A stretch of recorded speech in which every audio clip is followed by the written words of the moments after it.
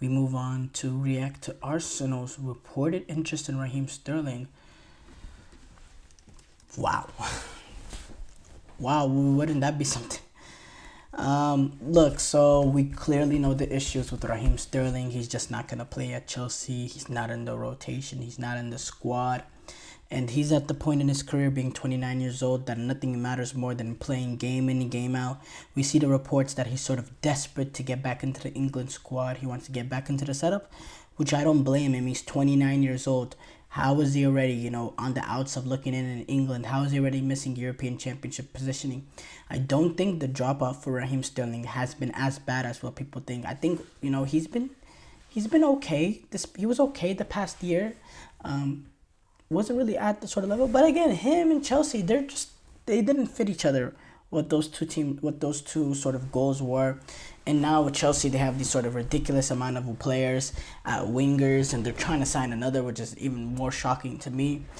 And it's clear he's just not going to get the minutes that he wants at Chelsea, so he's seeking a move elsewhere, which is good. When the Juventus reports was coming out, I thought that was a match made perfect for both Raheem Sterling and Juventus. I think Juventus would have gotten that sort of player that can be vertical, that can stretch the line, opposite of Tim Weah, and also be that sort of, that sort of star man in the attack that, Juventus were sort of lacking that star quality and that ability. And then for Raheem Sterling, he would continue to play for a top club, get to play game in and game out for a top club, playing in the Champions League, in these top leagues. So I thought that was a perfect move for them. It doesn't seem like that's on the cards at this point right now, and the fact that Juventus still need, I don't think they'll be able to afford those sort of wages. There's still, reports going on. But it's clear Chelsea, they're willing to cut bait, and they've allowed him to seek other teams, and for him the best thing is him leaving. And now there is that reported interest from Arsenal that came in, which is beyond interesting. Arsenal. They're interested in this is according to reports, for a potential deal for Raheem Sterling, but they're not willing to pay any fee. And Chelsea, they're willing to offload Sterling before the end of the transfer window, and the fact that he's not he's not in Enzo Maresca's plan. Mikel Arteta, he has a relationship with Raheem Sterling. You remember Mikel Arteta was the assistant manager at Manchester City, so they spent some time there. And even though the Arsenal, they're looking at the prospects of a potential deal, they do not want to pay a fee, and it's also reliant on the fact that Chelsea are willing to take on a part of his contract and wages, in the fact that he's reportedly making 325 million or 325,000 a week, £1,000 a week at Chelsea. And Arsenal, they're not willing to pay anything over 150,000. So basically, Sterling will have to take a sizable salary cut to join Arsenal, which is expected.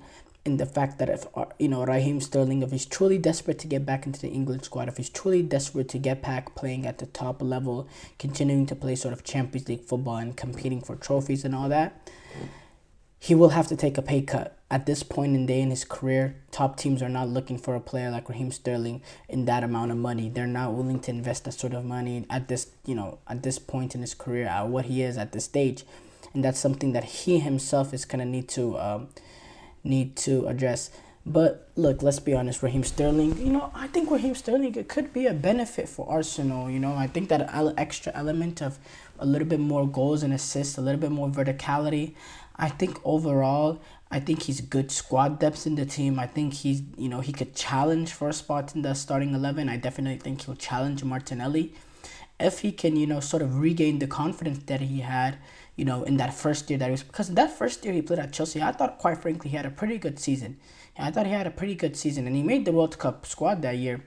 And he was a starter for England at the World Cup. So yeah, I could see why, Mikel Arteta, the fact that he knows him, I can understand why he would want Raheem Sterling. I really do. I think that would be a good move for Arsenal, contingent on, because look, you're not paying £325,000 a week for someone that's going to come in to make your squad better. It's obviously contingent on whether or not he's willing to take that sort of, salary cut. If he is willing to take that salary cut, I think this is a sort of almost a no-brainer for Arsenal. I really do. I think he'll definitely improve the squad. And I think he's the sort of player that can challenge for a position in the starting 11 if he can get his act together.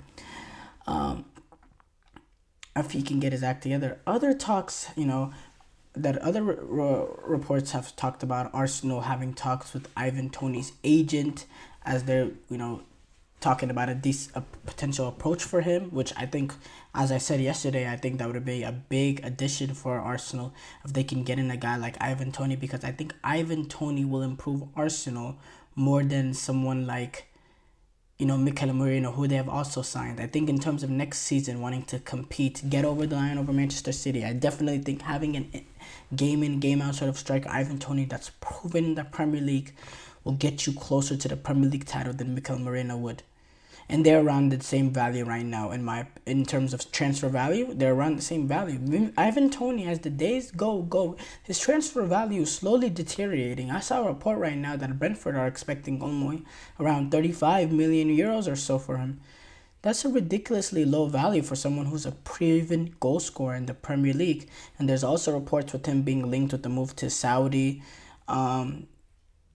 Because almost the fact that, there's clubs almost basically running, the top clubs are almost running out for Ivan Toney, and now the Saudi thing is out there. But for me, Ivan Toney, it'd be a shame for him to go to Saudi because he has so much football left at the highest level, and he could really be competing for, real trophies. He's never played in the Champions League before. That's, he's 28 years old and he's never played in the Champions League before. He deserves to play Champions League football, in my opinion. He deserves to play Champions League football. Ipswich Town, they might look to potentially get a deal for Crystal Palace's Odsonne-Edouard, because Armando Broja, he failed a medical with Ipswich, which has sent him back to Chelsea with him failing the medical. Tough break for him. Nketiah, there's reports saying Nketiah is set to join Crystal Palace. That also why the Crystal Palace is willing to part ways with Odsonne-Edouard. But it's reported that Ipswich are not completely closed off to an approach for the Palace forward if he's not currently a priority target for the club. Victor Osimhen apparently is closer to a move to Al Ahly rather than Chelsea, reports say. I don't know if I believe that. This report came from a journalist I really don't know much about. But, it's difficult. Juventus and United have still not reached an agreement for Jadon Sancho. Chelsea are still monitoring the situation, but it seems like Chelsea have found themselves in a position that they need to sell to get Jadon Sancho. And they need to sell. Again, I asked this question. Is Jadon Sancho necessary for Chelsea Football Club right now at this moment with the amount of wingers that they have? Pedro Neto, Cole Palmer, who can also play in that position. Nkunku that can play in that position. Okay, hold on. Pedro Neto, Nkunku that can play in that position. João Felix that can play in that position. Cole Palmer that can play in that position. Mikhailo Mudryk. There's so many players that can play on the wing for Chelsea Football Club. Noni Madueke. You have Noni Madueke, Mikhailo Mudryk, Pedro Neto, already out-and-out wingers. And then you have all these sort of players like Nkunku, João Felix. Okay, Cole Palmer is a 10, but Nkunku, João Felix, they're going to primarily play off the sort of wings because you cannot play both of them as number 9s, especially already with Nicholas Jackson in there. A lot of their minutes are going to come from playing off the wings. There's just not, what is Jadon Sancho actually, providing for Chelsea that they don't already have? I don't know. But I'm not here to talk about Chelsea's transfer strategy.